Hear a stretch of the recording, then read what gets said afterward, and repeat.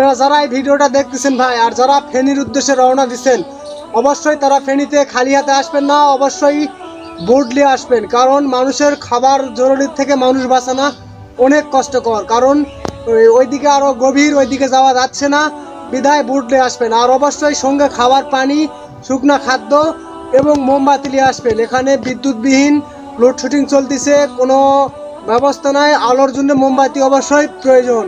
ভাই আপনারা প্লিজ ভিডিওটা শেয়ার করে সবাইকে জানিয়ে দিবেন ফেনীতে আসার জন্য। যারা ইচ্ছুক বা মানে অতি তাড়াতাড়ি আসতে চাচ্ছেন, অবশ্যই বুট নিয়ে আসতে হবে, বুঝছেন। মানুষের খাবার দেওয়াটার থেকে আগে জীবন বাঁচানোটা বড়। তো ভাই অবশ্যই বুট নিয়ে আসবেন। ওইদিকে আরো গভীর আছে অনেক, আমরা যেতে পারতেছি না। এখানেই এক মাজার উপরে পানি হয়ে গেছে, তো ওই পানি যে কখন কন্ট্রোল হবে সেটাও বুঝতে পারতেছি না। অবশ্যই ভাই লাইট এবং জ্যাকেট লাইটগুলো নিয়ে আসবেন।